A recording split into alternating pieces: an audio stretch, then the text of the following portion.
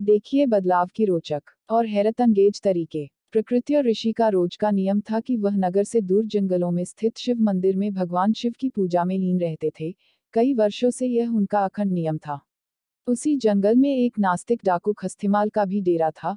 खस्तिमाल का भय आसपास के क्षेत्र में व्याप्त था। खस्तिमाल बड़ा नास्तिक था, वह मंदिरों में भी चोरी डाका से नहीं चूकता था। एक दिन खस्तिमाल की नजर प्रकृति और ऋषि पर पड़ी। उसने सोचा यह ऋषि जंगल में छुपे मंदिर में पूजा करता है, होना हो इसने मंदिर में काफी माल छुपाकर रखा होगा। आज इसे ही लूटते हैं।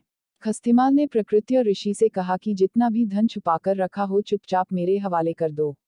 ऋषि उसे देखकर तनिक भी विचलित हुए बिना बोले, कैसा धन? मैं तो यहाँ बिना किसी लोभ के पूजा को चला आता हूँ। डाकू को उनकी बातों पर विश्वास नहीं हुआ। उसने क्रोध में ऋषि प्रकृति को जोर से धक्का मारा। ऋषि ठोकर खाकर शिवलिंग के पास जाकर गिरे और उनका सिर फट गया, रक्त की धारा फूट पड़ी। इसी बीच आश्चर्य ये हुआ कि ऋषि प्रकृति के गिरने के फलस्वरूप शिवालय की छत से सोने की कुछ मोहरें खस्तिमाल के सामने गिरी। अस्तिमाल अट्टहास करते हुए बोला, तू ऋषि होकर झूठ बोलता है। झूठे ब्राह्मण, तू तो कहता था कि यहाँ कोई धन नहीं, फिर ये सोने के सिक्के कहाँ से गिरे? अब अगर तूने मुझे सारे धन का पता नहीं बताया तो मैं यहीं पटक पटकर तेरे प्राण ले लूंगा। प्रकृति और ऋषि करुणा में भरकर दुखी मन से बोले, हे शिवजी, मैंने पूरा जीवन आपकी सेवा पूजा में समर्पित कर दिया, फिर ये कैसी विपत्ति आन पड़ी? प्रभु मेरी रक्षा करें। जब भक्त सच्चे मन से पुकारे तो भोलेनाथ क्यों न आते। महेश्वर तत्क्षण प्रकट हुए और ऋषि को कहा कि इस होनी के पीछे का कारण मैं तुम्हें बताता हूँ। यह डाकू पूर्वजन्म में एक ब्राह्मण ही था। इसने कई कल्पों तक मेरी भक्ति की, परंतु इससे प्रदोष के दिन एक भूल हो गई। यह पूरा दिन निराहार रहकर मेरी भक्ति करता रहा। दोपहर में जब इसे प्यास लगी तो यह जल पीने के लिए पास के ही एक सरोवर तक पहुंचा। संयोग से एक गाय का बछड़ा भी दिन भर का प्यासा वहीं पानी पीने आया। तब इसने उस बछड़े को कोहनी मारकर भगा दिया और स्वयं जल पिया। इसी कारण इस जन्म में यह डाकू हुआ। तुम पूर्वजन्म में मछुआरे थे। उसी सरोवर से मछलियां पकड़कर उन्हें बेचकर अपना जीवन यापन करते थे। जब तुमने उस छोटे बछड़े को निर्जल परेशान देखा तो अपने पात्र में उसके लिए थोड़ा जल लेकर आए।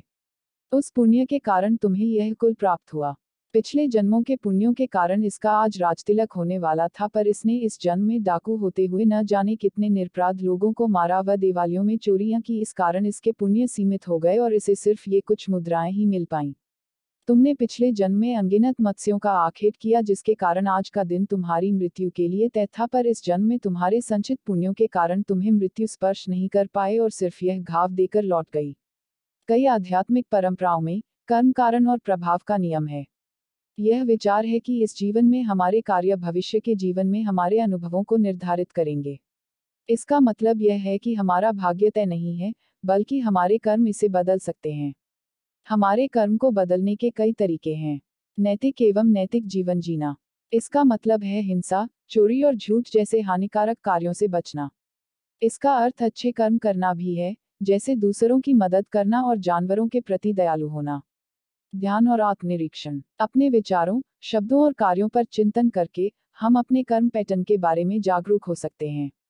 यह जागरूकता हमें नकारात्मक कर्मचक्रों से मुक्त होने में मदद कर सकती है। क्षमा का अभ्यास करना। क्रोध और आक्रोश को पकड़कर रखने से ही कर्म का चक्र कायम रहता है। उन लोगों को माफ करके जिन्होंने हमारे साथ अन्याय किया है, हम खुद को उस नकारात्मक ऊर्जा से मुक्त कर सकते हैं जो हमें रोक रही है। दूसरों की सेवा। दूसरों की मदद करना सकारात्मक कर्म बनाने का एक शक्तिशाली तरीका है। जब हम अपने आप को देते हैं, तो हम न केवल दूसरों की मदद कर रहे हैं, बल्कि हम खुद को आध्यात्मिक रूप से विकसित होने में भी मदद कर रहे हैं। यह याद रखना महत्वपूर्ण है कि कर्म कोई दंड या पुरस्कार नहीं है। यह तो बस प्रकृति का नियम है। हमारा कर्म हमारे अपने कार्यों का परिणाम है और इसे बदलना हमारी शक्ति में है। नैतिक और नैतिक जीवन जीकर, ध्यान और आत्मनिरीक्षण का अभ्यास करके, दूसरों को क्षमा करके और दूसरों की सेवा करके, हम सकारात्मक कर्म बना सकते हैं और बेहतरी के लिए अपना भाग्य बदल सकते हैं। कर्म और भाग्य के बीच संबंध पर कुछ विचार। कर्म नियतिवादी नहीं है। इसका मतलब यह नहीं है कि हमारा भविष्य पत्थर में तय हो गया है। हमारे पास अपने कार्यों के माध्यम से अपने कर्म को बदलने की शक्ति है। कर्म का संबंध दंड या पुरस्कार से नहीं है। यह सीखने और विकास के बारे में है। हमारा कर्म उन पाठों को दर्शाता है जिन्हें हमें आध्यात्मिक रूप से विकसित होने के लिए सीखने की आवश्यकता है। नियति भी निश्चित नहीं है।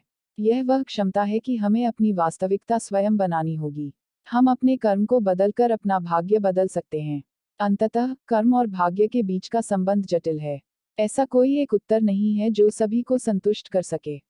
हालांकि मेरा मानना है कि कर्म के सिद्धांतों को समझकर हम अपने भाग्य को नियंत्रित कर सकते हैं और अपने लिए एक बेहतर भविष्य बना सकते हैं। शिक्षा। ईश्वर वह नहीं करते जो हमें अच्छा लगता है, ईश्वर वह करते हैं जो हमारे लिए सचमुच अच्छा है। यदि आपके अच्छे कार्यों के परिणाम स्वरूप भी आपको कोई कष्ट प्राप्त हो रहा है तो समझिए कि इस तरह ईश्वर ने आपके बड़े कष्ट हर लिए।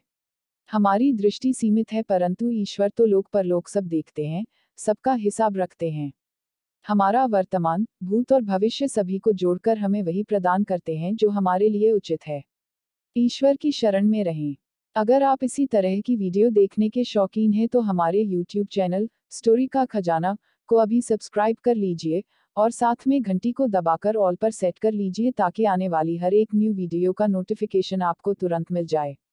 अपना प्यार स्नेह इसी तरह बनाए रखें। धन्यवाद।